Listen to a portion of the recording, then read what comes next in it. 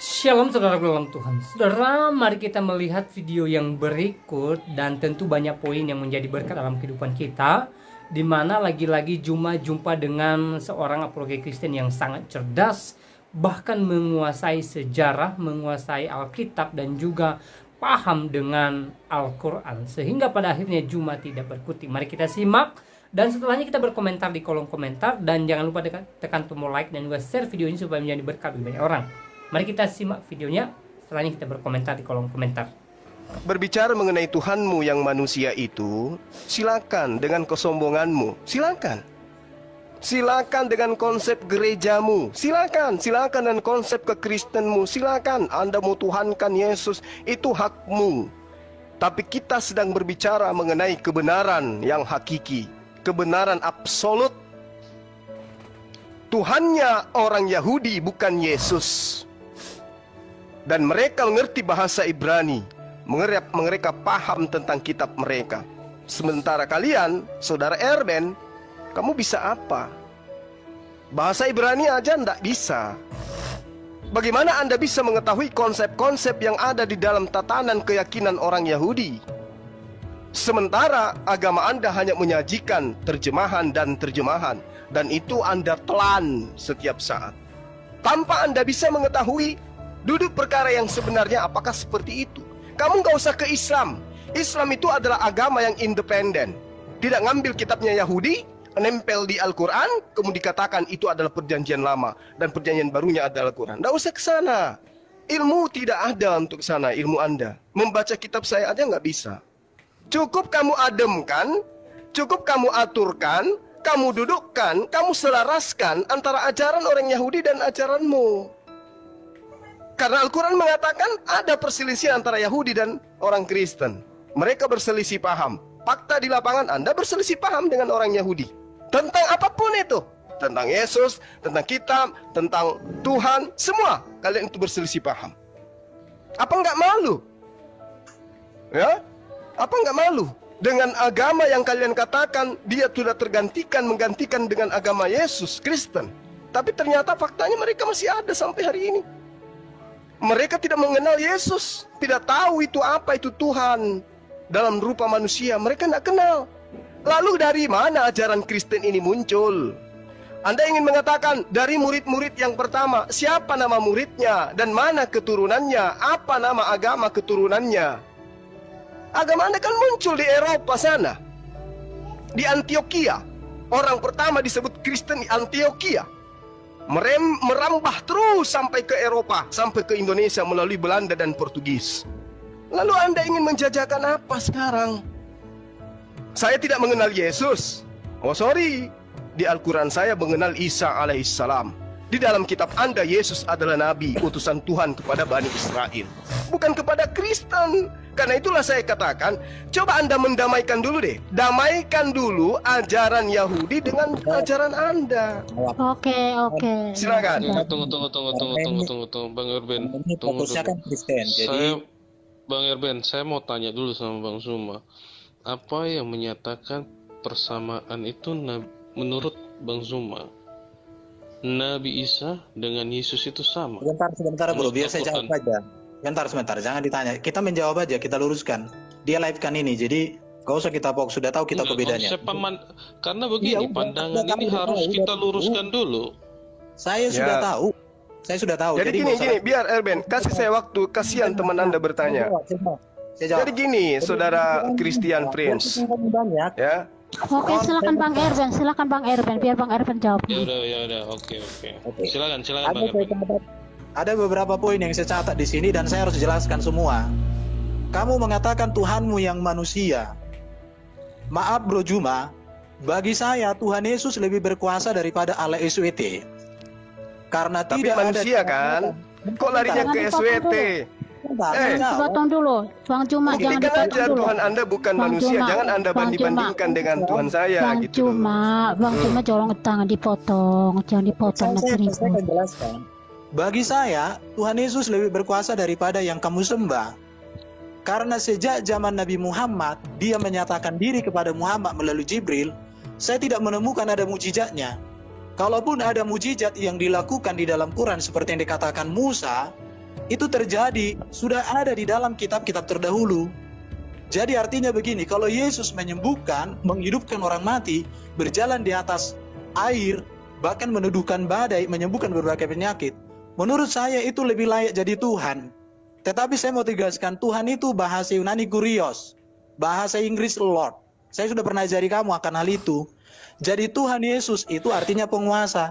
Memang Tuhan orang Kristen adalah manusia Yesus yang mulia di sorga.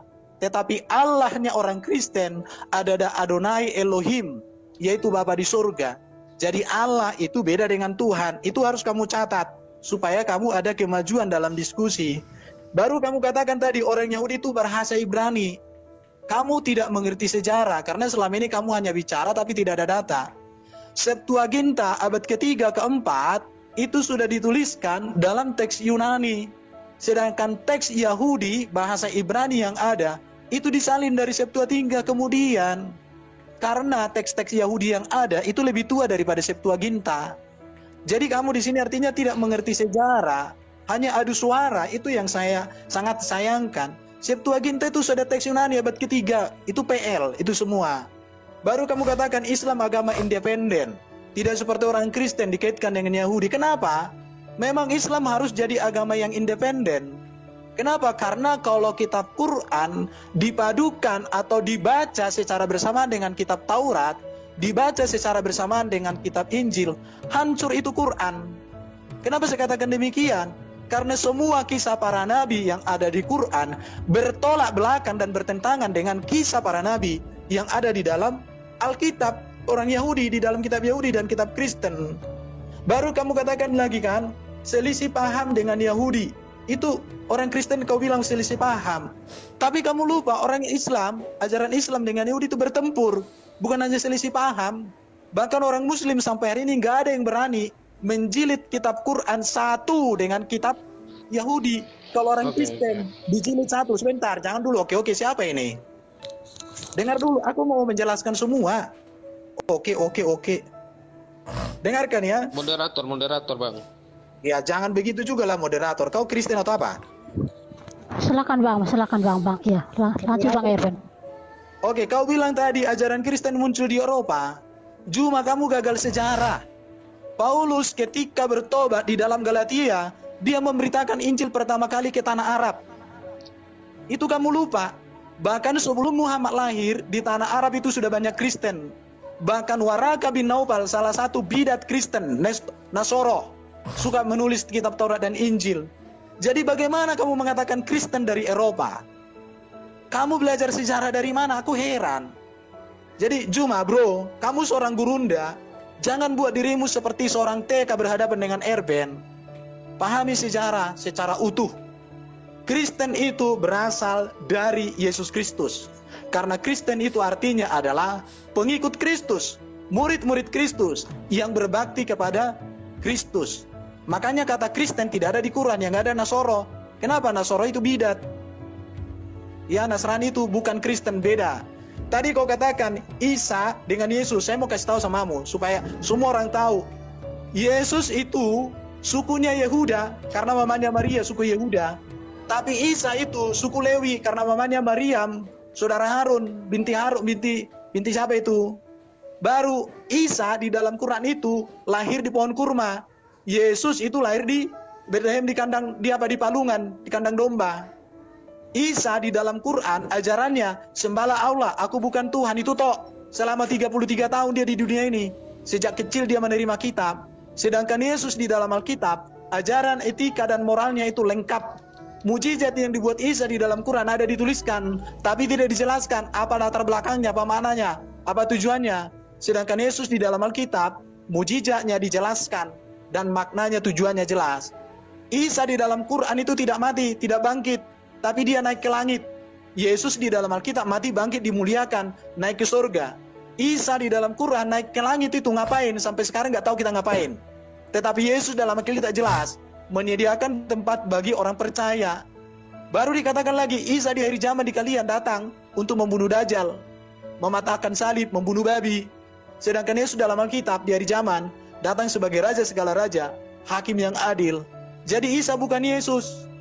Isa itu dengan Yesus itu dua tokoh yang berbeda. Jadi memang betul yang Juma bilang, Islam itu memang harus agama independen. Karena kalau Islam agamanya itu dikaitkan dengan kitab Yahudi dan Kristen, hancur itu Quran, nggak bisa dipahami, babak belur. Oke, harap mengerti. Sekarang bisa saya bertanya nggak? Tunggu, jangan tutupi kelemahan argumenmu dengan bertanya, ya. Jadi gini, Saudara Erben, mengkaji kebenaran ketika Al-Quran itu independen, kan jelas 1400 tahun berdiri tegak tanpa kemudian dia menjilat kitabnya orang Yahudi. Berbeda dengan sabar. Berbeda dengan agamamu. Apa artinya perjanjian baru tanpa kitabnya orang Yahudi? Kitabmu akan muncul 99% menjadi kitab paganisme, politeisme. Coba Anda pisahkan dengan perjanjian lama, hancur. Isinya semuanya adalah paganisme. Terkait dengan perbedaan yang Anda maksud antara Yesus dan Isa, kami pun jijik untuk menyamakan. Tapi kalau kita berbicara mengenai kebenaran, satu-satunya manusia yang kemudian datang kepada Bani Israel sebagai nabi, lahir tanpa ayah, dialah Nabi Isa alaihissalam, yang kemudian dalam bahasa Ibrani atau Aramaik mereka sebut dengan Yasua, Yod, Sin, dan Hamed. Jelas itu. Sementara kalau Anda mengatakan Yesus, itu siapa? Yesus itu tokoh yang tidak dikenal. Kalau Yasua dalam bahasa Arab itu Isa. Arab dan Aramaik bahasa serumpun. Mereka adalah saudara, bahasa yang serumpun, bahasa sekandung. Tidak bisa Anda gantikan itu. Terkait dia lahir di pohon kurma, jelas baru-baru ini ditemukan adanya bibit kurma yang berusia 2000 tahun silam yang dinyatakan didapatkan di gurun Yudea. Di situ sangat jelas, ini temuan. Ini temuan. Bagaimana orang Yahudi menemukan itu, kemudian dia mengatakan bahwa bibit ini, bijinya berasal dari 2000 tahun yang silam di tanah Yudea. Terbukti nggak Al-Quran? Terbukti. Jadi kalau Anda mengatakan kitab Anda itu adalah seperti yang Anda imani, oh, itu bisa dibuktikan, bos. Al-Quranul Karim di dalam surah Al-Anbiya ayat 105 menerangkan begini, walaqad katabna fiz zabur mim ba'di zikr annal arda yarithuha ibadiyal solihin. Al-Quran mengatakan, dan sungguh telah dituliskan di dalam kitab Mazmur, ya, bahwa bumi ini akan diwarisi oleh hamba-hambaku yang soleh. Ini tertulis di dalam kitabnya Nabi Daud, di dalam Mazmur, dan itu betul adanya. Anda boleh lihat di dalam Mazmur 37 nomor 29. Dari mana Rasulullah Muhammad SAW tahu ini semua? Sementara kalau kitab Anda, konon Yesus dengan penulis kitab Anda itu hanya beda-beda puluhan tahun, paling lama 100 tahun. Tapi apa yang diajarkan tidak berkesesuaian dengan kitabnya orang terdahulu. Apa yang dituliskan berkelainan dengan apa yang dituliskan orang terdahulu. Anda ingin mengatakan bahwasanya nama-namanya beda. Lah, yang Anda jadikan tolak ukur kan kitab terjemah. Anda tidak bisa membuktikan kitab aslinya seperti apa. Tidak bisa Anda katakan bahwa itu salah. Fakta di dalam Al-Quran Anbiya ayat 105, walaqad katabna fiz zabur. Ini baru saya bacakan kepada Anda. Dan sungguh-sungguh telah kami tuliskan di dalam kitab Zabur. Kitab Zabur ini adalah Mazmur, ya, bahwa bumi ini akan diwarisi oleh hamba-hambaku yang saleh. Dan itu faktanya tertulis di kitab yang Anda pegang meski hanya terjemah. Tidak ada yang keliru kan? Nah, coba kalau Anda dikatakan di kitab Anda, Lukas 24 nomor 44, ada tertulis di Torah, ada tertulis di Mazmur, ya, bahwa Mesias akan mati dan bangkit pada hari ketiga di antara orang mati. Di mana tertulis itu? Tapi kalau Al-Quran yang mengatakan ada tertulis di dalam Zabur, saya bisa tunjukkan. Memangnya Rasulullah Muhammad SAW pernah belajar Zabur? Kalau Anda mengatakan ada waraka, coba tunjukkan literasinya. Di mana Rasulullah Muhammad SAW belajar Zabur kepada waraka? Nggak ada.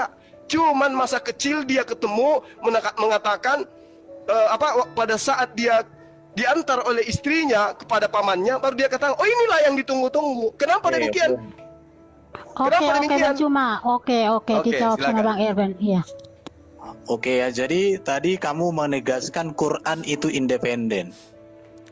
Tetapi kamu tidak bisa berdiri Quran sendiri tanpa hadis. Dan hadis itu ditulis 200 tahun lebih setelah Quran diturunkan. Bahkan penulis hadis yang pertama itu seorang Uzbekistan yang tidak pernah ke tanah Arab. Hadis Bukhari. Oke ya? Itu dia pertanyaannya, apa yang harus kamu renungkan. Jadi memang Quran itu dikatakan independen tapi tidak independen. Karena Quran tidak bisa ngapa-ngapain tanpa hadis. Baru hadis pun nanti akan dibilang ada doib, ada lain dan macam sebagainya. Contoh, Quran tidak bisa menjelaskan apa itu sunat. Karena kata sunat sendiri tak ada di Quran. Quran juga tidak bisa menjelaskan siapa istri para nabi. Karena di dalam Quran hanya ada satu nama wanita, yaitu Maryam. Tadi Bro Juma ini terlalu berani mengutip Jabur untuk menyatakan itu berkaitan dengan Nabi Muhammad dan lain sebagainya. Tapi kamu lupa bahwa di dalam Mazmur 147 Jabur itu ayat 19 sampai 20 dikatakan begini Bro. Ia memberitakan firman-Nya kepada Yakub, ketetapan-ketetapannya dan hukum-hukumnya kepada Israel. Ia tidak berbuat demikian kepada segala bangsa, dan hukum-hukumnya tidak mereka kenal. Arab bukan nabi bagi Israel. Tadi kamu katakan bahwa orang Kristen dengan kitab PL, kalau tidak ada kitab PL, maka Kristen hancur. Saya mau tegaskan samamu bro, memang kekristenan itu akarnya dari Yahudi, itulah Yesus. Bahkan Yesus semasa hidupnya ketika mengajar di sinagog, dia membaca kitab-kitab Yahudi. Paulus juga ketika memberitakan Injil, dia juga masih membaca kitab-kitab Yahudi itu. Jadi sejak zaman Yesus sampai zaman para rasul, memang kitab perjanjian lama itu adalah kitab orang Kristen. Karena kitab perjanjian lama itu berbicara nubuatan, janji Mesias yang digenapi oleh Yesus Kristus. Maka bagi orang Kristen kitab perjanjian lama tanpa perjanjian baru adalah kitab yang punya penuh pengharapan.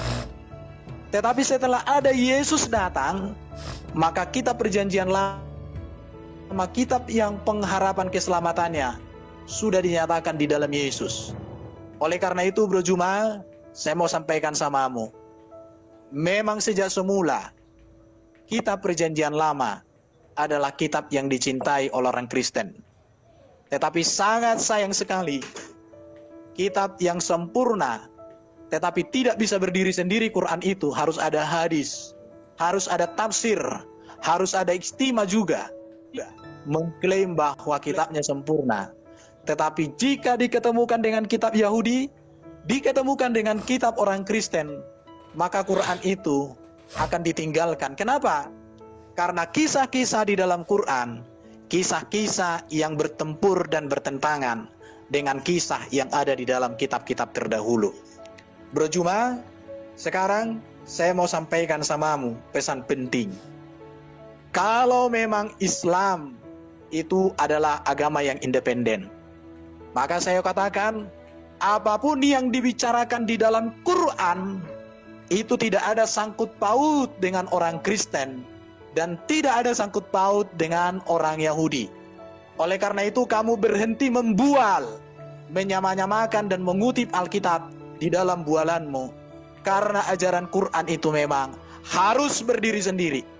Dan saya mau katakan sama orang Muslim di seluruh dunia, kalau kamu ingin tahu kebenaran kitab-kitab terdahulu, bacalah kitab orang Kristen. Karena di kitab orang Kristen, kitab terdahulu itu ada.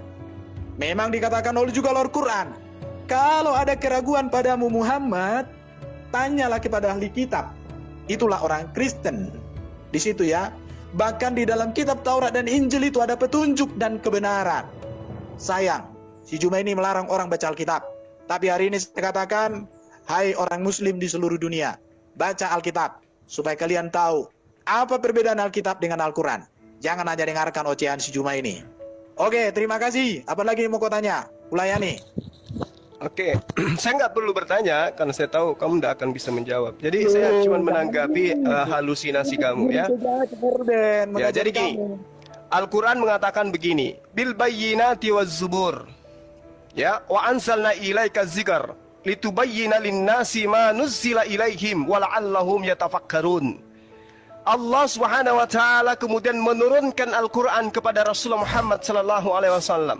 Tujuannya apa?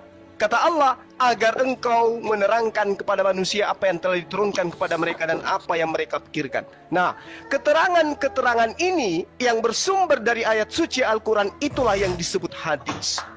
Jadi kandungan Al-Quran itu sudah full. Udah lengkap kandungan Al-Quran itu.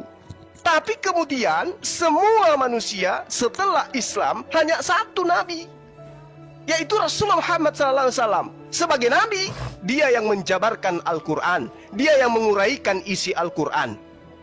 Jadi Al-Quran itu harus diuraikan oleh sang nabi. Al-Quran yang berisi lengkap ini diuraikan, dan uraiannya itulah yang disebut hadits. Yang bukan uraian dari dirinya itu disebut dhaif, yang hanya menuduh-nuduh bahwa itu uraian adalah maudhu. Sama seperti Yesus, ketika dia datang, aku tidak berkata-kata dari diriku sendiri. Yang aku katakan adalah apa yang diperintahkan. Nah, yang diperintahkan Yesus untuk Yesus sampaikan, itulah firman Tuhan. Yang tidak diperintahkan adalah firman hantu. Sedangkan kitab kalian itu adalah bukan firman yang diterima oleh Yesus.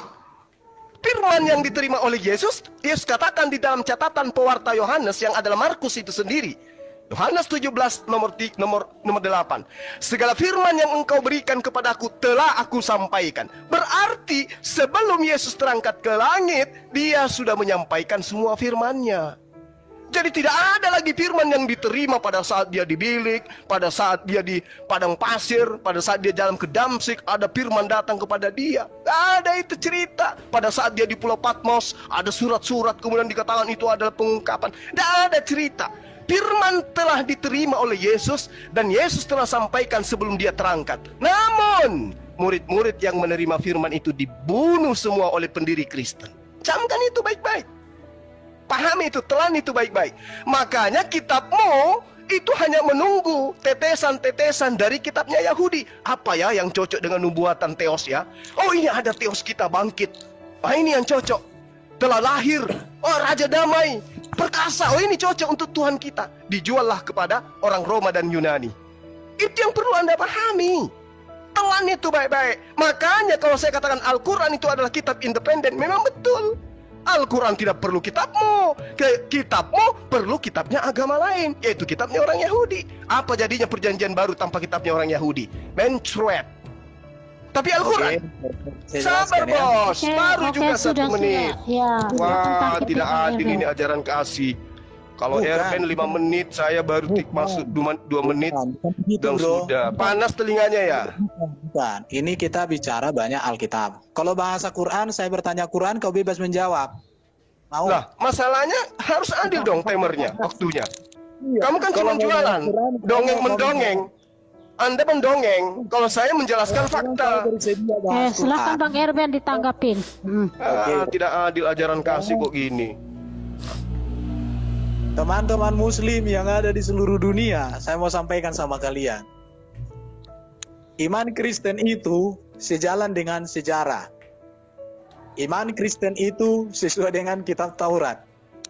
Iman Kristen itu sesuai dengan kitab Injil. Tetapi kalau Quran itu bertentangan dengan sejarah. Quran itu bertentangan dengan kitab Taurat dan kitab PL. Dan Quran itu juga bertentangan dengan kitab Injil, kitab PB. Karena itu memang Quran independen dan itu sangat bagus. Terima kasih Bro Juma. Di situ ya. Tadi kamu mengatakan bahwa Alkitab PB itu firman hantu. Tetapi saya mau mengatakan sama kau Juma, ajaran etika dan moral yang dituliskan di dalam kitab PB itu, yang kau katakan itu firman hantu, itu sempurna. Tidak ada di situ legalitas kawin dengan anak kecil. Tidak ada legalitas di situ kawin dengan mantan anak mantu. Itu dia yang harus kamu tahu. Tidak ada di situ ajaran legalitas bisa tiduri istri 9 orang dalam 1 malam. Tidak ada di situ ajaran untuk memerangi orang-orang lain, gak ada. Untuk membunuh orang lain, gak ada. Tapi ajaran yang kamu katakan hantu itu, justru di situ dikatakan, kasihilah musuhmu. berbuat baiklah kepada orang yang berbuat curang kepadamu. Kalau cuma mengatakan ajaran seperti itu yang mulia dan kudus, ajaran hantu, maka saya katakan, kamulah hantunya, kamulah setannya, kamulah iblisnya. Oke ya, jadi itu harus saya tegaskan samamu. Alkitab itu firman Allah, bukan dikte Allah, karena firman di situ artinya grave. Grave itu apa? Tulisan para nabi, tulisan para rasul, kesaksian para nabi, kesaksian para rasul tentang Allah, karya Allah, pewahyuan diri Allah, penyataan diri Allah, yang puncaknya ada pada Yesus Kristus. Dan itulah yang dikatakan di dalam 1 Yohanes 1. Apa yang kutuliskan, apa yang kusaksikan, apa yang kulihat, apa yang kualami. Maka beginilah, saya mau katakan begini ya. Kalau tulisan manusia yang disebut juga sebagai firman hantu, secara etika dan moral, secara historis, itu mumpuni dibanding dengan firman Allah yang sempurna, bertentangan dengan sejarah, bertentangan dengan historis, bahkan secara moralitas diragukan, maka saya kembalikan kesimpulannya kepada semua pendengar. Nilai sendiri, mau ikut firman hantu di dalam konsep Juma, tetapi sempurna secara etika dan moral, daripada diklaim firman Allah, tetapi bertentangan dengan etika dan moral. Kembali kepada kalian. Terima kasih. Oke, ya. Yang pertama, iman Kristen sejalan dengan Taurat. Kalau iman Kristen sejalan dengan Taurat, maka sekarang ini tidak ada Yahudi, tidak ada praktis Yudaism, yang ada cuman Kristen. Faktanya sampai hari ini Yahudi ya tetap Yahudi. Kenapa? Karena Taurat tidak sejalan dengan buku yang diimani oleh orang Kristen. Itu aja kok sederhana. Mau pamer sesuatu yang tidak sesuai dengan fakta, itu namanya hoax. Lalu kemudian saudara mengatakan ya bahwa di dalam Al-Quran itu dikatakan sempurna.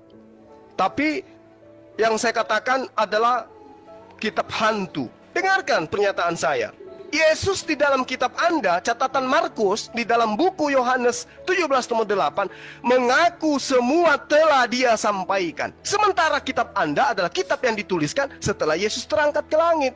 Berarti bukan firman yang Yesus terima, dan bukan firman yang Yesus berikan kepada muridnya. Berarti penulis-penulis kitab Anda yang baru menulis, itu bukan murid Yesus.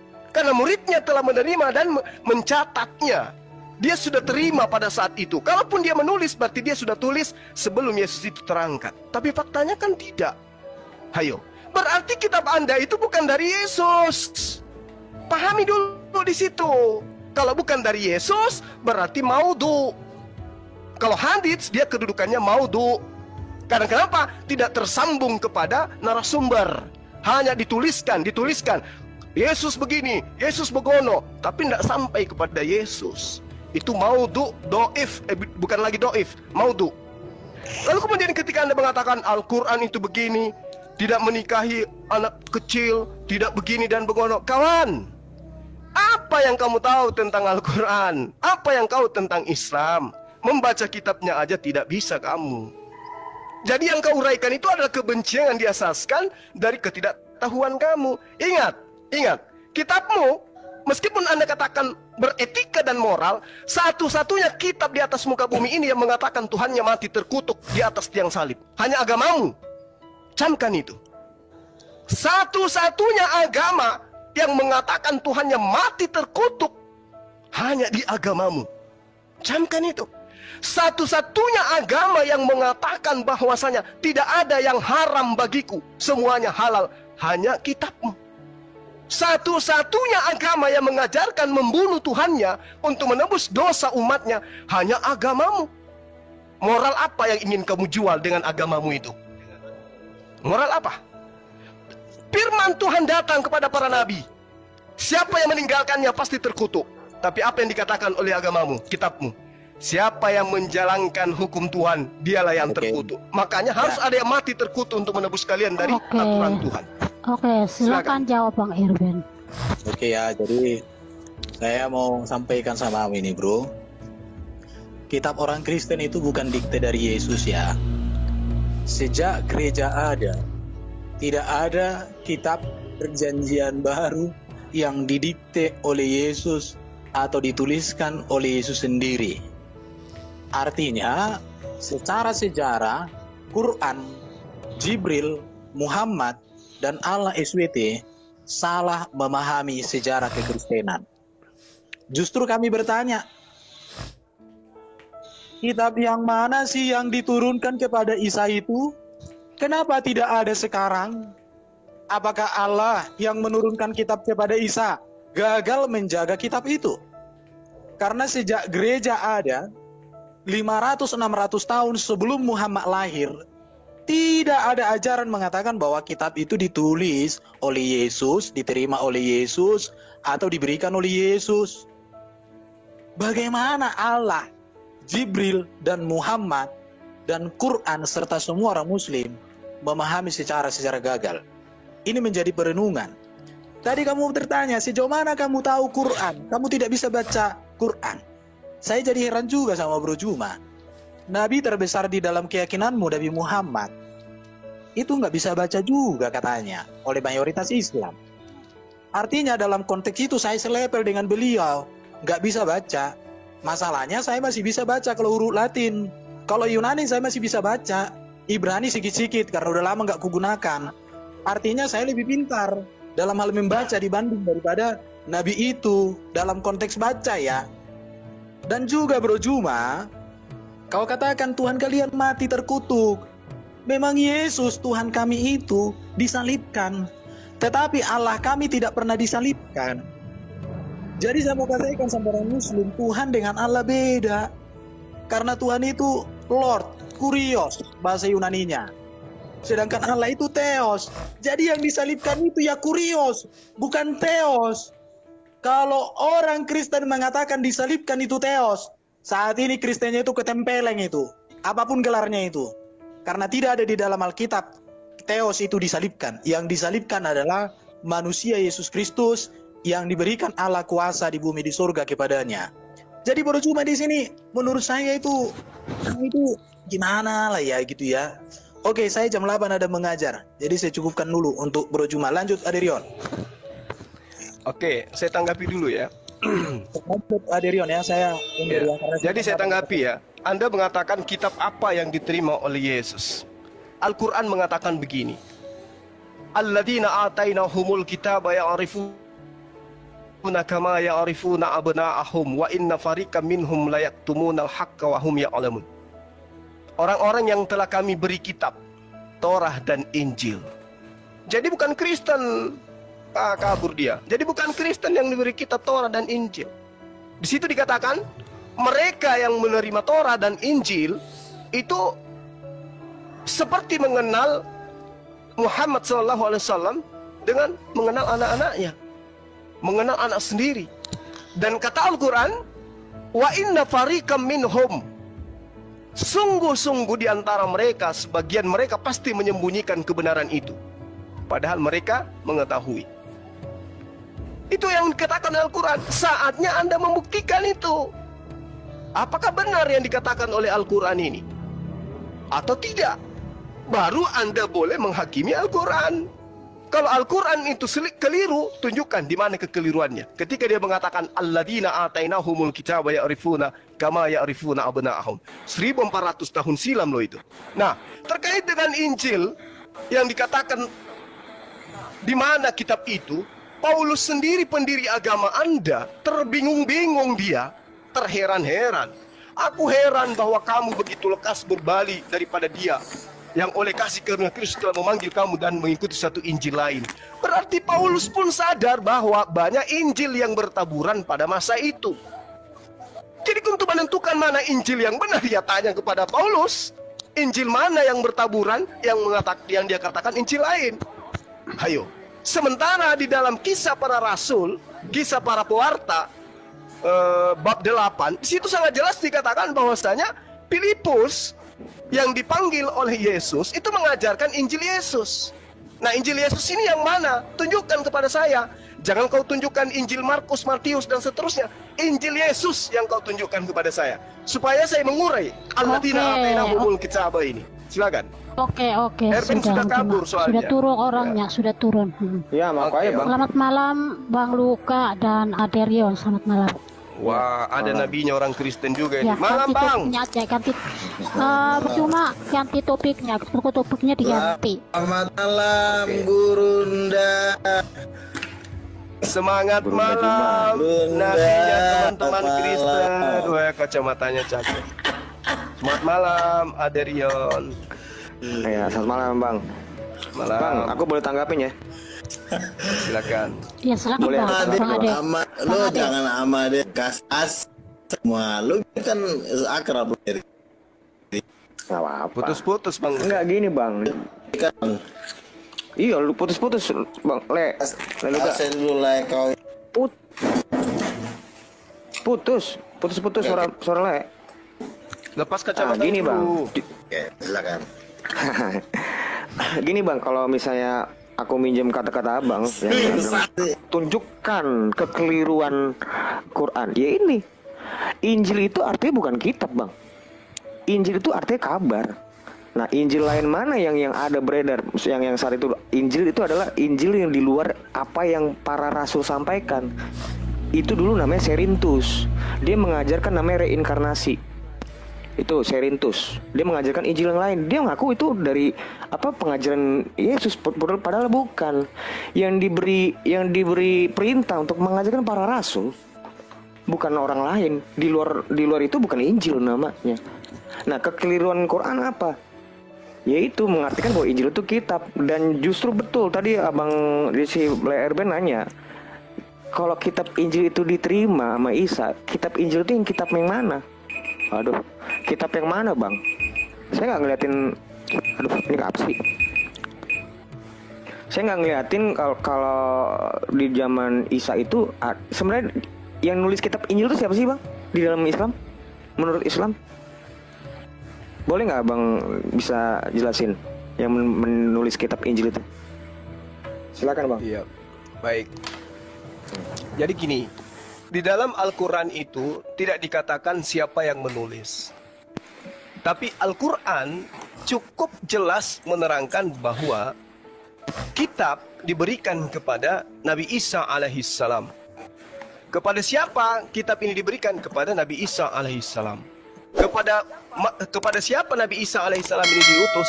Kepada Bani Israel. Bagaimana tipikal umat Bani Israel? Mereka adalah pembangkang tegar tengkuk. Dan selalu bahkan bukan hanya menolak, bahkan membunuh para nabi. Itu harus diimani dulu.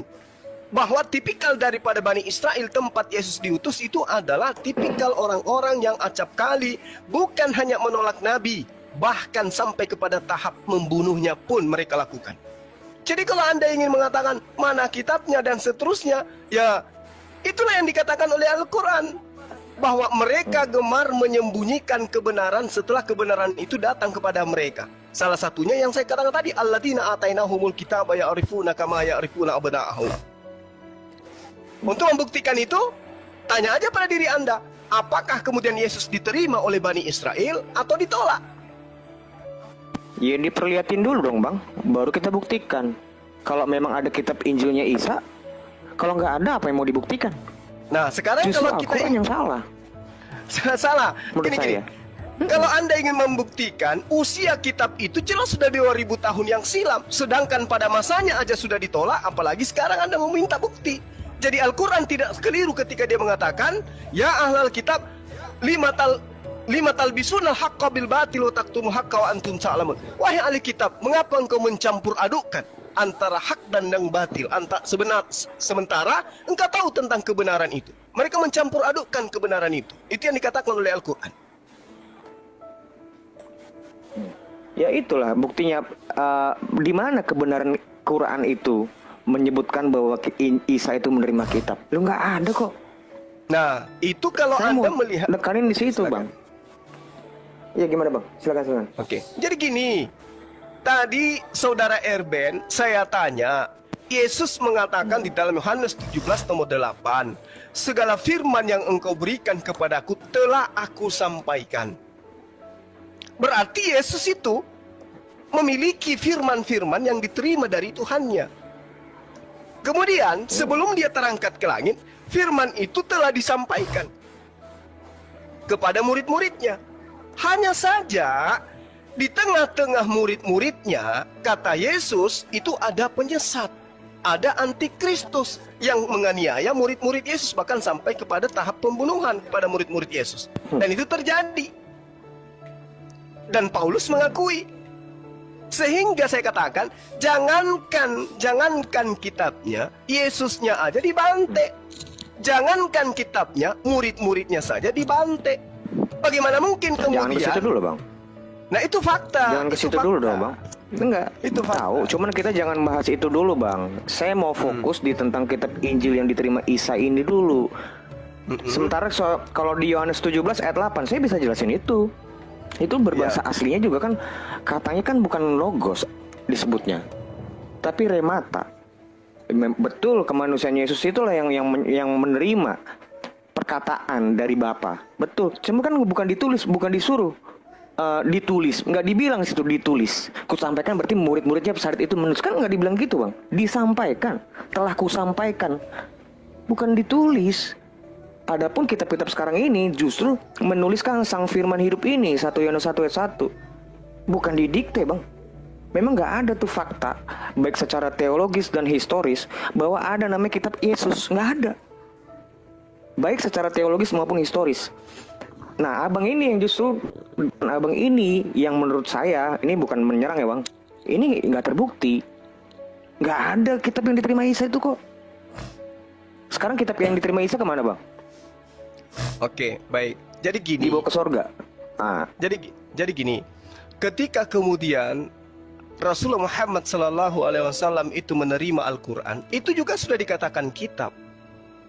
Zalikal kitab, sudah dikatakan sebagai kitab, berarti sudah dikatakan sebagai buku. Meskipun pada saat itu belum dibukukan, tapi bakal dibukukan. Begitu juga ketika Allah menyampaikan ini tentang Nabi Isa, kitabnya belum dibukukan, tapi sudah dikatakan sebagai kitab yang dibukukan. Nah, bagaimana kejadian selanjutnya? Al-Quran dikatakan kami yang mewahyukan, kami yang menjaga. Akhirnya kitab yang dikatakan tadi sebagai penggambaran betul-betul menjadi kitab. Kitab yang dijaga. Sementara ketika Yesus dikatakan Isa menerima kitab, kitabnya itu kemudian diselewengkan, dicampur adukkan. Apa pembuktiannya? Al-Quran menerangkan itu. Al-Baqarah ayat 79, fawailul lilladzina yaktubunal kitaba biaidihim. Nah, kemudian ketika Anda meragukan tentang Al-Quran, buktikan aja. Ini kitab yang Anda pegang sekarang, apakah betul berasal dari Yesus? Adakah legitimasi dari Yesus? Nah, itu dia. Makanya, berarti Al-Quran tidak salah kan? Karena mindsetnya abang ini yang salah. Gini loh, abang ini melihat mindset kitab kami dengan cara Islam, ya tentu salah. Jadi salah, betul. Nggak ada itu namanya kitab Yesus. Mana ada, yang ada kitab para murid-muridnya. Karena kitab di dalam perjanjian baru itu menulis justru tentang Yesus ini, sang firman hidup ini, Bang. Bukannya Yesus nyuruh nulis kitab, enggak. Mereka tuh disuruh ajar dan beritakan ini ke seujung dunia. Disebutnya maksudnya ke seluruh dunia. Itu kok di perintahnya bukan menulis kitab. Tentu pengajaran itu ada bentuk lisan, ada bentuk tulisan, Bang. Karena dalam kebutuhan pengajaran ada yang bentuknya omong oral, ada yang tulisan. Tapi kalau dalam perintah tuliskanlah ini, nggak ada. Memang nggak ada.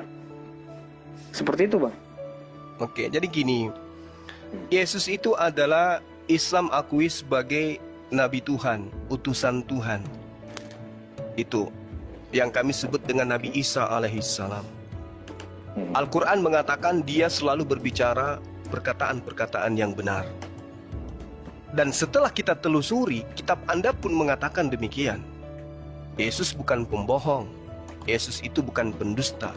Dia selalu berkata sesuai dengan apa yang diperintahkan oleh Tuhan untuk ia sampaikan kepada Bani Israel. Berarti Yesus itu sangat berhati-hati. Nah, kalau kemudian Yesus itu sangat berhati-hati, berarti dia adalah menyampaikan apa yang menjadi haknya untuk ia katakan. Apa yang menjadi perintah Tuhannya untuk ia sampaikan. Berarti Yesus itu memiliki apa yang saya katakan tadi, Yohanes 17:8.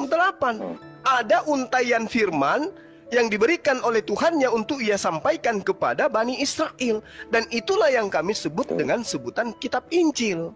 Masalahnya sekarang adalah pernyataan-pernyataan Yesus yang Yesus sampaikan kepada Bani Israel itu tidak ada lagi. Berarti sesuai dengan Al-Quran, mereka mencampur adukkan.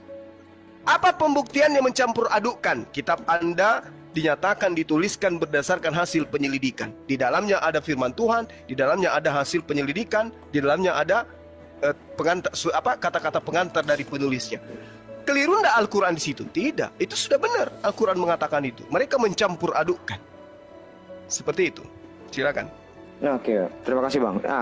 Ini Yohanes 17 ayat 8 itulah yang kalian tadi Abang bilang gitu ya. Kami sebut, berarti kalian kalau di aku ya. Yang kalian sebut itu adalah kitab Injil. Sementara Yohanes sendiri tidak menyebut itu kitab yang dimaksud. Tapi memang berita. Injil itu kan berita, kabar. Jadi itulah yang disampaikan, bukan kitab. Nah, kitab itu adalah terminologi yang kalian gunakan. Itu bukan yang dimaksud sama Yohanes ini, Bang. Saya harus menjelaskan ini karena penulisnya tidak pernah menyebut seperti apa yang abang omongin. Karena kalau ngomongin kitab itu ya adalah kumpulan kesaksian dari para rasul tentang apa yang mereka lihat, apa yang mereka dengar, apa yang mereka raba, apa yang mereka dan lain-lainnya. Itulah yang kami tulis tentang firman hidup itulah kepada kamu. Di 1 Yohanes 1 ayat 1. Itu namanya kitab Perjanjian Baru. Kitab Injil itu maksud saya. Kitab Injil itu kesaksian para rasul, bukan Yesus bersaksi sama kitab Injil, enggak. Justru kitab Injil yang bersaksi tentang Yesus, sang firman hidup ini. Itu mindset kami, Bang. Tapi kalau mindset kami kamu liatin dengan kacamata Abang, ya gak nyambung. Ini lagi kita jadi miskomunikasi itu di sini, Bang. Ya, silakan Bang, tanggapin Bang. Jadi begini, Dek. Saya sangat menghargai itu. Tapi kita juga harus jujur mengakui Yesus itu menerima firman.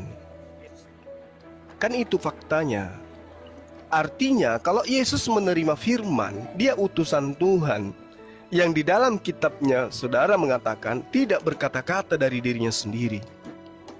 Ada hal yang kemudian dia ucapkan yang memang bersumber dari Tuhan yang mengutus dia. Berarti untuk memurnikan itu harus ada pengelompokan antara firman-firman yang Yesus terima dari Tuhannya yang menjadi jalan kebenaran dan hidup untuk sampai kepada Bapa. Nah, firman itu mana? Yang diterima Yesus itu mana? Yesus ini penerima firman. Itu jangan diingkari dulu. Kalau penulis-penulis kitab Anda menuliskan apa yang terjadi terhadap Yesus, itulah yang saya katakan sesuai dengan surah Al-Baqarah ayat 79. Nah, Anda kehilangan arah ketika Yesus menerima firman. Ternyata saudara saya ini tidak bisa kemudian menunjukkan mana segala firman yang Yesus terima itu. Segala firman itu adalah segala rangkaian ultimatum Tuhan. Apakah itu perintah, apakah itu larangan, apakah itu kemudian peringatan dan seterusnya yang berguna bagi Bani Israel. Makanya Yesus mengatakan bahwasanya jika engkau mengasihi aku, maka engkau akan menuruti perkataanku. Yohanes 14. Jika engkau percaya kepada aku, maka engkau akan melakukan pekerjaan-pekerjaan yang aku lakukan. Kan itu jelas tuh. Berarti Yesus ini sebagai penerima firman. Nah, sekarang firman yang diterima itu mana? Kalau Anda mengatakan itulah yang tertulis di dalam Lukas, Matius dan seterusnya. Nah, dengarkan. Di dalam kitab saudara, Yesus mengatakan, telah aku sampaikan. Berarti ada oknum-oknum yang telah menerima perintah firman dari Yesus yang diterima dari Tuhannya, yang mereka terima. Ada di antara mereka yang menerima firman itu sebelum Yesus itu terangkat ke langit. Berarti yang ada di tangan Anda sekarang itu bukan firman yang Yesus terima itu, karena itu adalah firman yang dituliskan setelah Yesus terangkat dan dituliskan berdasarkan hasil penyelidikan. Coba Anda telah lagi lebih jauh. Apakah Al-Quran ini keliru dengan mengatakan itu? Silakan. Pasti keliru. Satu, itu bukan perkataan Quran ya. Yang Abang kutip adalah perkataan kitab saya. Tuh, kalau kekeliruan Quran itu adalah memahami Injil itu adalah kitab. Sementara aslinya itu pun itu bukan berbahasa Arab. Injil itu memang bahasa Arab, Bang. Betul.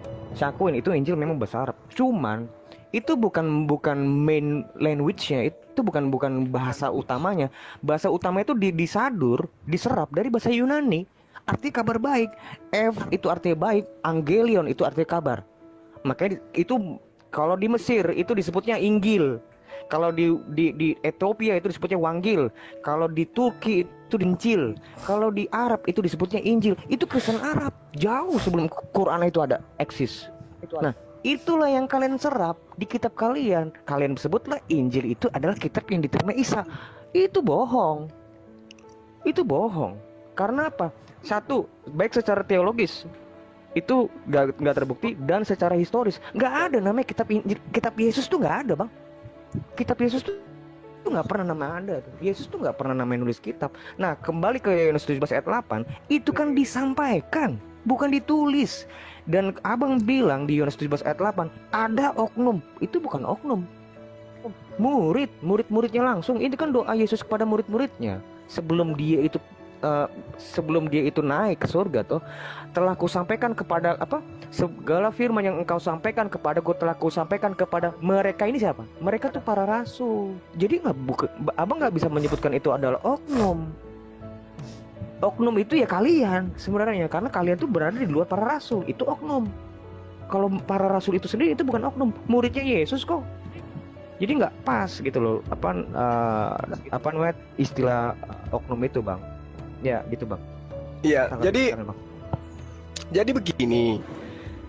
Yesus itu datang kepada Bani Israel, menerima firman.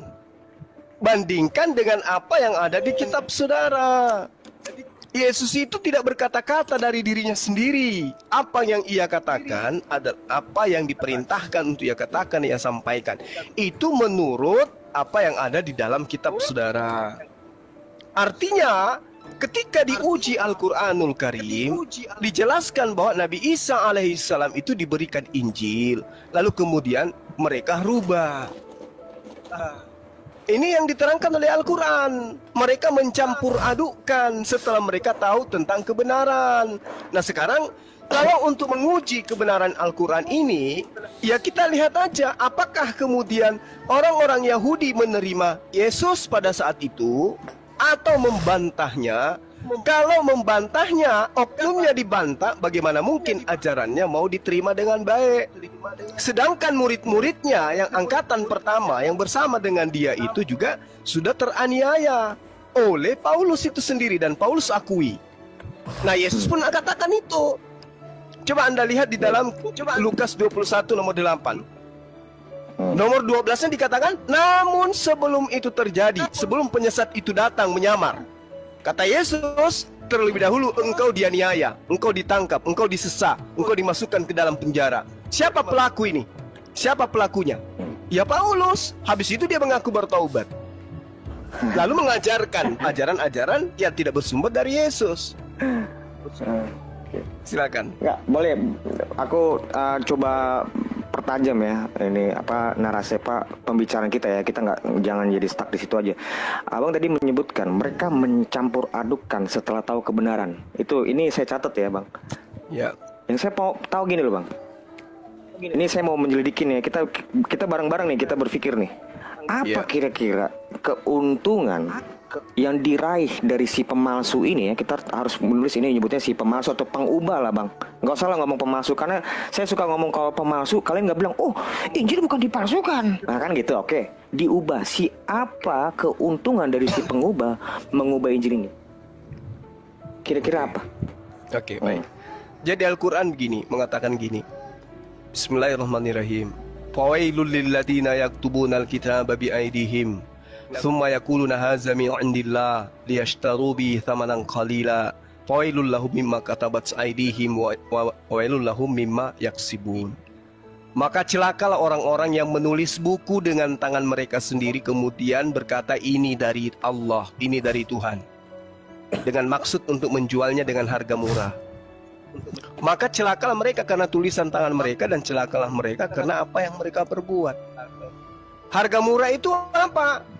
Yaitu mereka kemudian dianggap rasul, dianggap sebagai orang-orang benar, dianggap sebagai pengajar-pengajar yang pengajar-pengajar yang mewakilkan atas nama Tuhan. Itu aja yang mereka dapatkan. Ini Al-Quran yang mengatakan itu. Sekiranya penulis kitab Anda itu mendapatkan sesuatu yang mahal, misalnya mereka terangkat menjadi raja, mereka mendapatkan kedudukan yang tinggi pada masa itu, maka Al-Quran ini keliru. Tapi yang dikatakan sini untuk menjualnya dengan harga murah. Kecelakaannya kemudian tidak ada satupun dari penulis kitab saudara yang tidak mati dalam cara mengenaskan. Ini Al-Quran 1400 tahun silam. Silakan. Baik. Oke Pak. Gini Bang, aku lebih itu kan Quran keyakinan ya. Gue nggak mau mendebatkan keyakinan di sini. Jadi takutnya ini ada penistaan kan dikit-dikit gini. Orang kan di Indonesia, wow penistaan dilapor. Kan nggak mau gue. Sekarang, jadi sekarang gue coba kita gunakan dulu. Gak usah lah pakai ayat. Kira-kira nih Bang. Contoh nih, konkretnya. Ada kan di dalam kitab kami nih bahwa Daud itu berzinah ditulis. Nah, kira-kira apa yang didapat si pemalsu ini sehingga dia menuliskan Daud itu berzinah? Apa yang didapat? Baik. Jadi ketika Daud ini sebagai raja diceritakan ya, ini kita berbicara mengenai logika dan juga apa yang tertuai di dalam kitab saudara.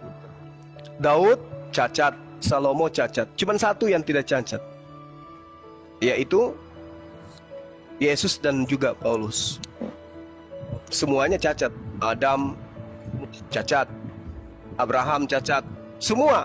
Daud, Salomo, semua pokoknya dalam Paulus membunuh. Bang, ya, Paulus ditulis membunuh itu ditulis loh. Ya, tapi setelahnya itu cacat. Enggak, setelahnya dia menyetarakan dirinya dengan Tuhan. Enggak dong Bang, enggak, kita fokus dulu, jangan sampai ke situ. Aku tahu melari kemana itu. Paulus menyatakan dirinya kita dengan fokus Tuhan. dulu. Bahkan lebih tinggi dari Yesus. Sekarang kita fokus gitu. apa? Aku udah tahu argumen abang itu, saya udah tahu, saya ngerti. Tapi saya nggak mau ke situ Bang. Kita fokus. Apa yang didapat, keuntungan yang didapat dari pemalsu sehingga dia menuliskan Daud itu berzina, dan bahkan disebut orang-orang Israel itu tegar tengkuk. Ditulis itu.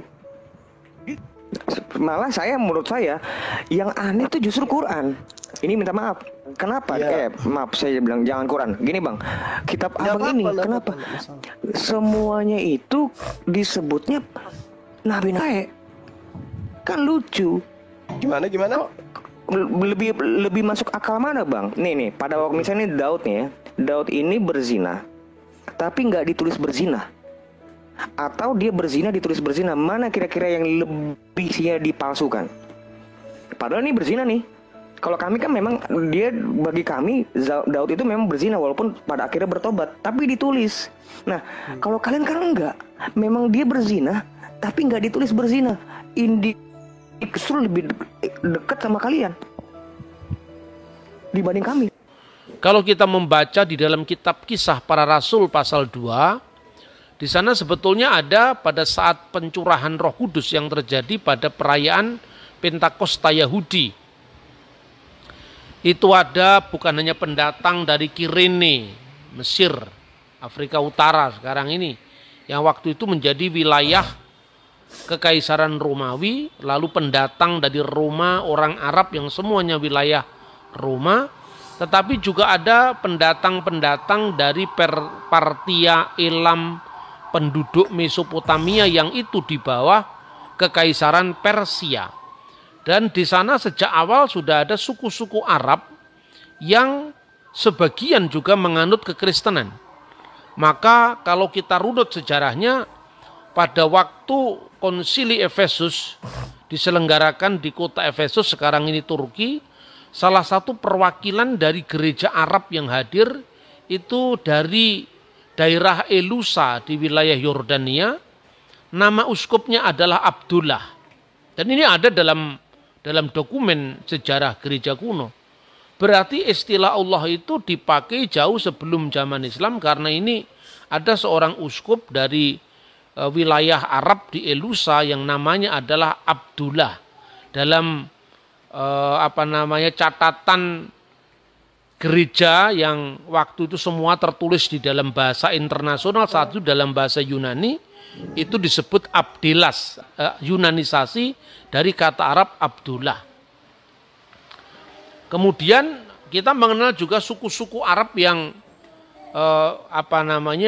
menganut kekristenan, dan menurut James dari Edessa yang menulis Scholia, sebuah pengantar pengajaran kitab suci secara khusus Kristen, dia menyebut adanya terjemahan Injil dalam bahasa Arab meskipun itu dipakai di lingkungan terbatas di wilayah orang-orang Kristen yang berbahasa Arab, dan itu tentu sebelum zaman Islam.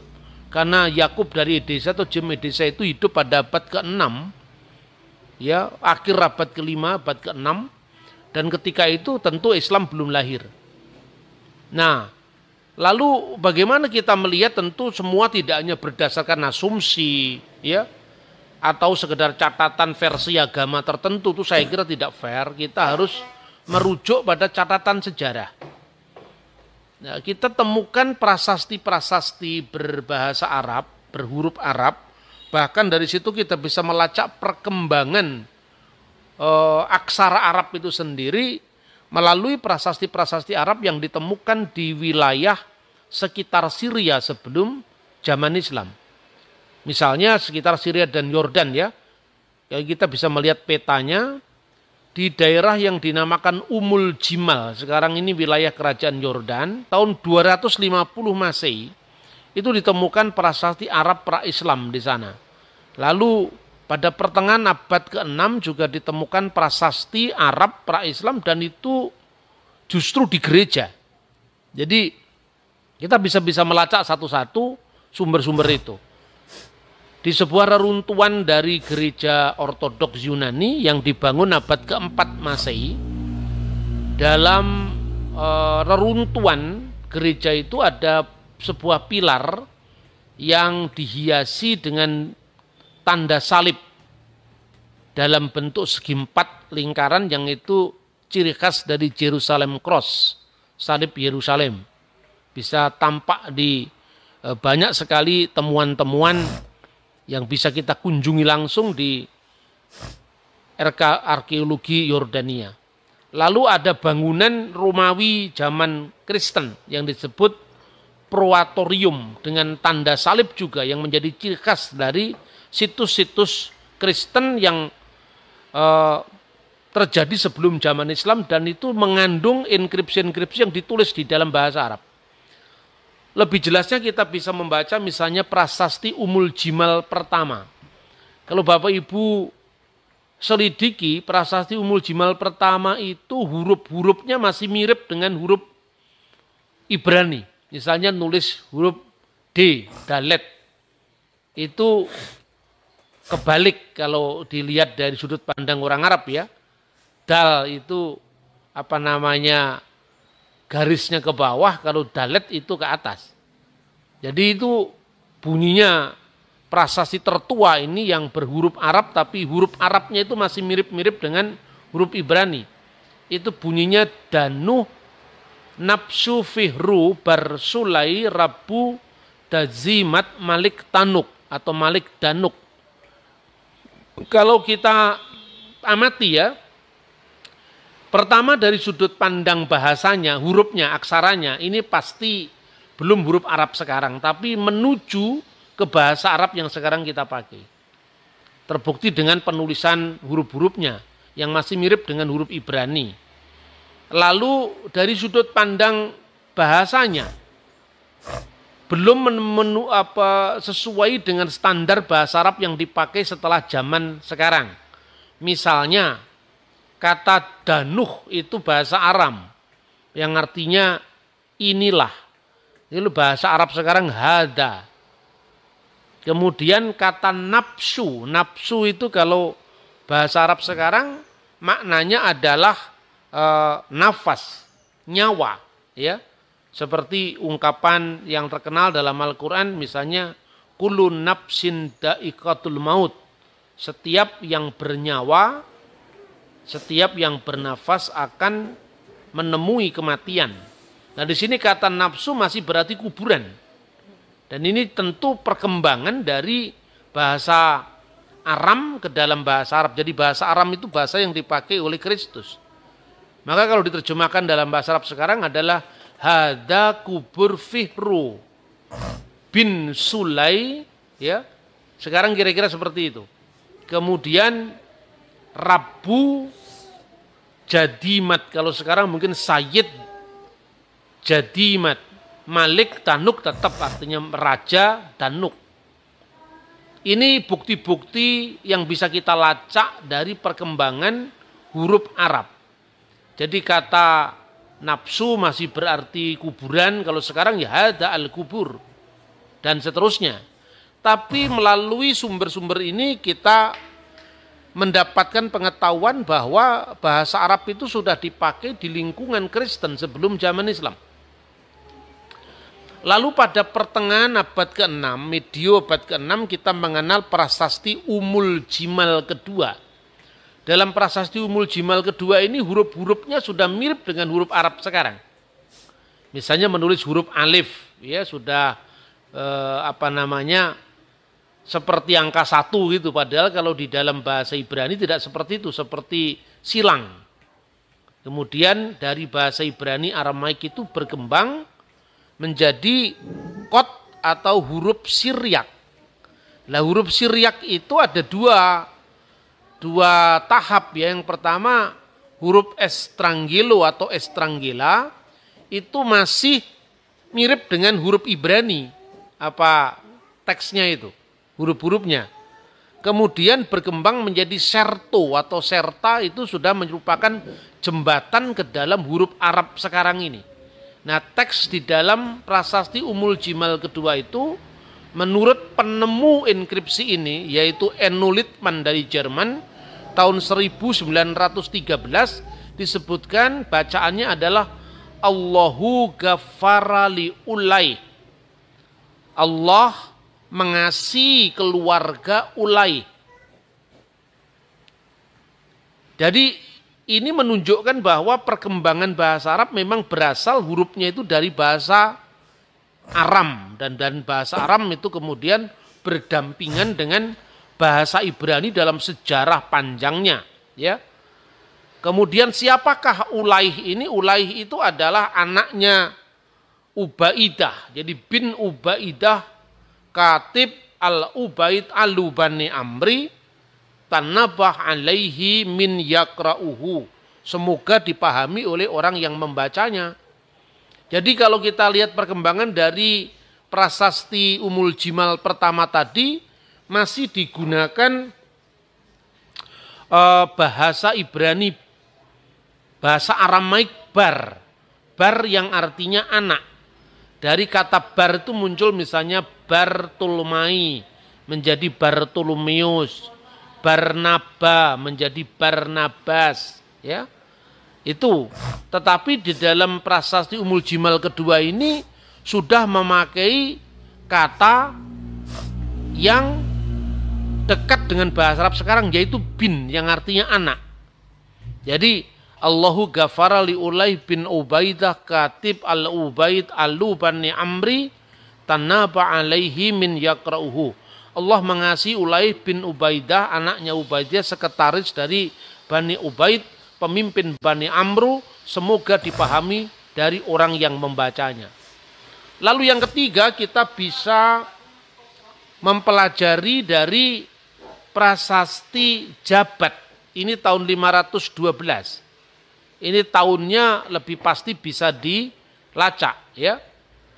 Prasasti Jabat itu ditulis juga sebelum zaman Nabi Muhammad. Karena Nabi umat Islam ini lahir tahun 571. Sementara prasasti Jabat ditulis tahun 512. Nah, dalam prasasti ini tertulis di dalam tiga bahasa, yaitu Yunani, Aramaik, dan Arab. Anda bisa melihat petanya yang Jabat itu di mana, ya. Kafar Jabat itu adalah kota atau desa Jabat itu di wilayah Syria sekarang.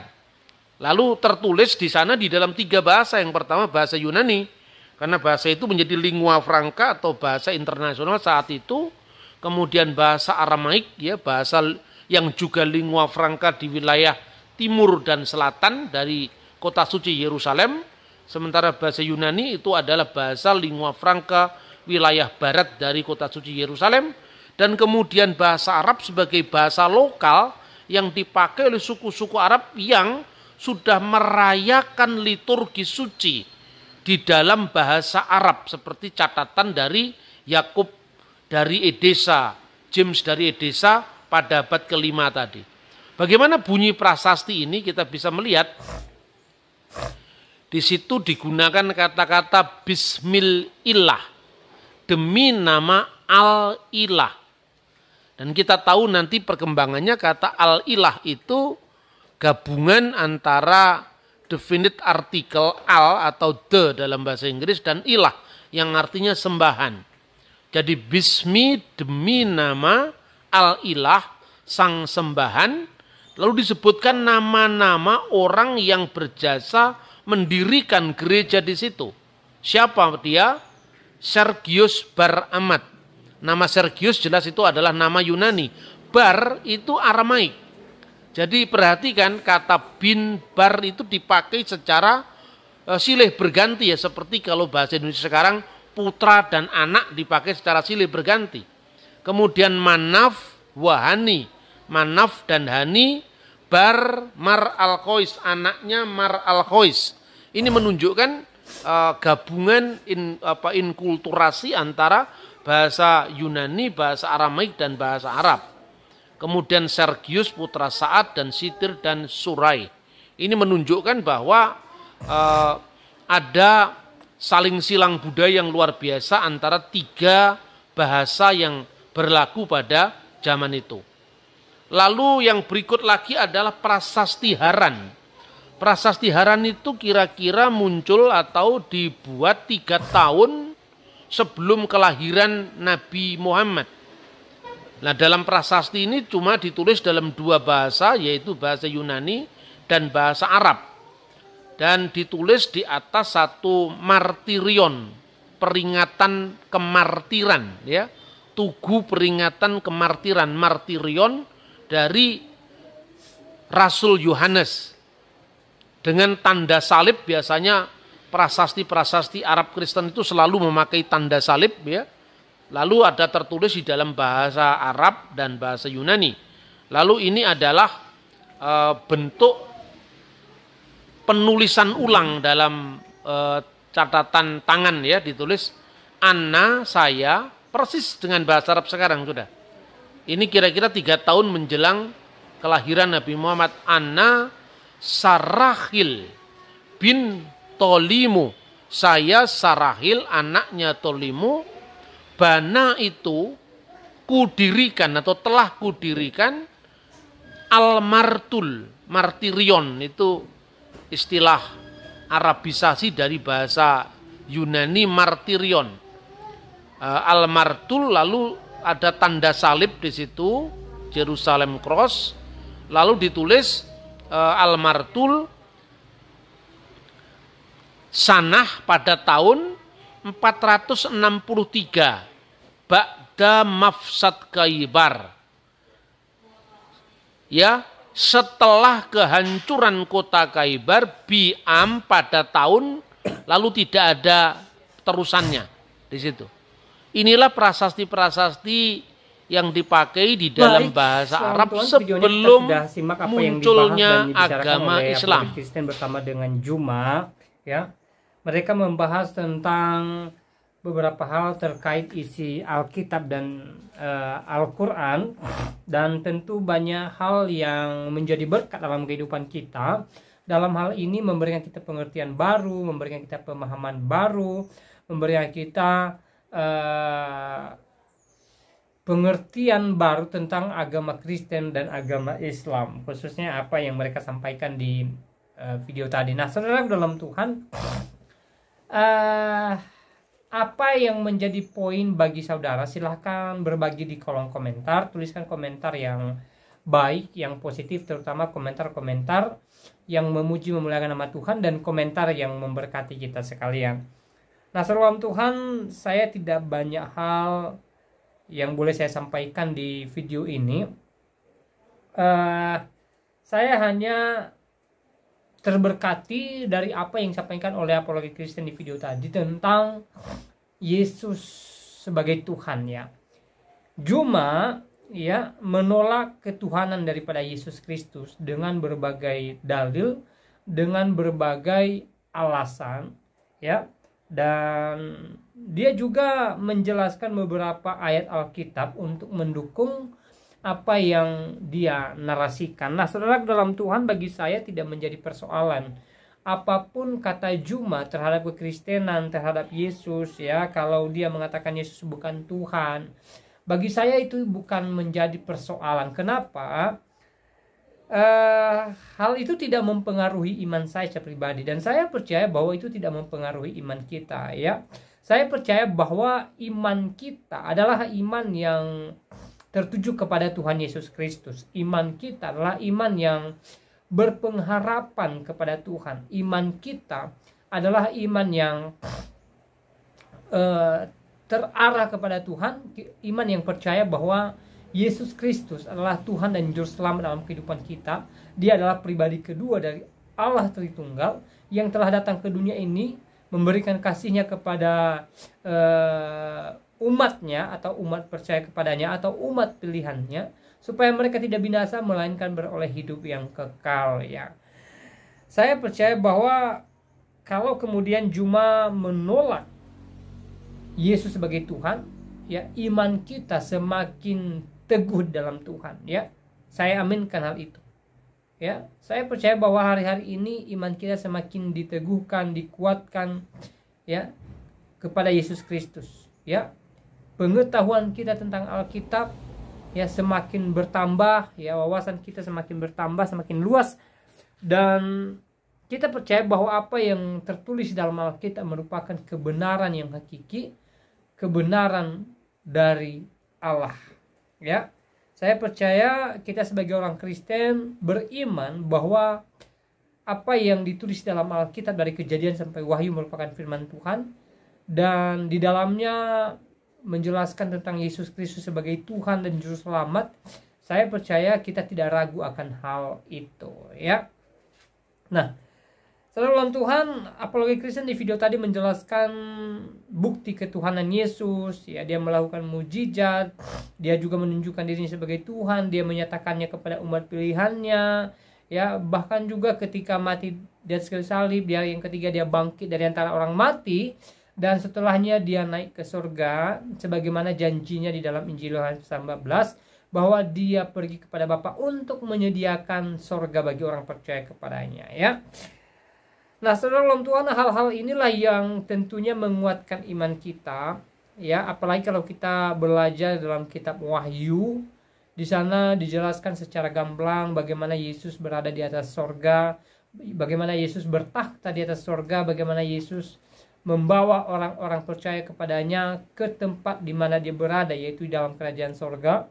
Dan kemudian kita bisa belajar dalam kitab Wahyu bagaimana Yesus menjadi hakim atas seluruh dunia ini, sehingga dia berhak atas surga dan bumi ini. Saudara dalam Tuhan, Yesus adalah Allah yang Maha Kuasa, yang mencipta langit dan bumi, yang memberikan kasihnya kepada umat pilihannya, dan juga yang menjadi hakim di akhir zaman ya.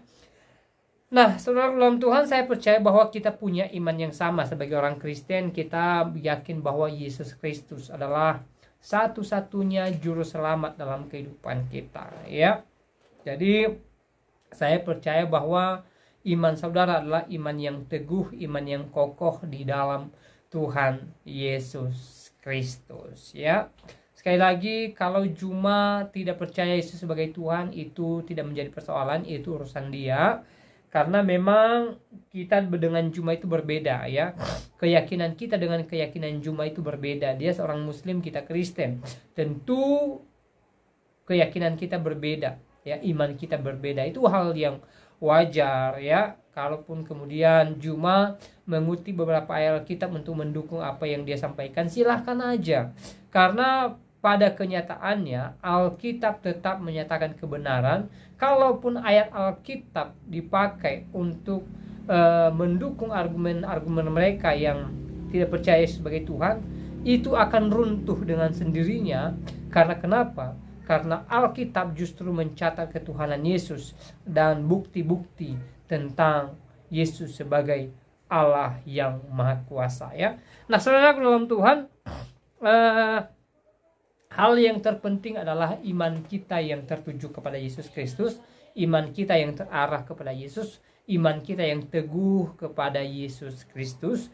Kita percaya Yesus adalah jalan dan kebenaran dan hidup bagi kita, dan tidak ada seorang pun yang bisa masuk surga kalau tidak melalui Tuhan Yesus Kristus, ya.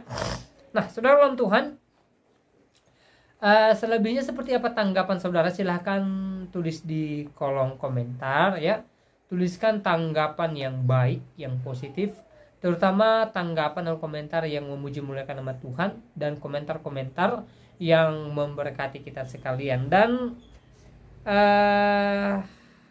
semoga hari-hari ini kita tetap semangat, kita tetap optimis, kita tetap yakin bahwa berkat Tuhan mengalir bagi kita dan sukacita surgawi menjadi bagian kita sebagai orang-orang Kristen yang kudus di dalam Yesus Kristus. Hal untuk itu, apapun yang menjadi pergumulan kita, apapun yang menjadi kerinduan kita, mari jangan kecut dan tawar hati, kata firman Tuhan. Mari kita berserah kepada Yesus Kristus, mari kita berserah kepada Allah Bapa Roh Kudus Tuhan, dan kita percaya bahwa di waktunya Tuhan Allah memberikan yang terbaik bagi kita, mendatangkan sukacita bagi kita, dan memberikan kita kemenangan untuk selama-lamanya. Nah, saudara dalam Tuhan, jangan lupa tekan tombol like dan juga share atau bagikan video ini supaya menjadi berkat bagi banyak orang, supaya melalui video ini semakin banyak yang terberkati, semakin banyak yang percaya Yesus sebagai Tuhan, dan semakin banyak yang kemudian mengaku Yesus adalah satu-satunya juru selamat dalam kehidupan mereka. Saudara, semoga video ini menguatkan iman kita, dan kiranya damai sejahtera dari sorga melimpah bagi kita, dan Tuhan Yesus Kristus memberkati kita dari saat ini sampai selama-lamanya. Shalom.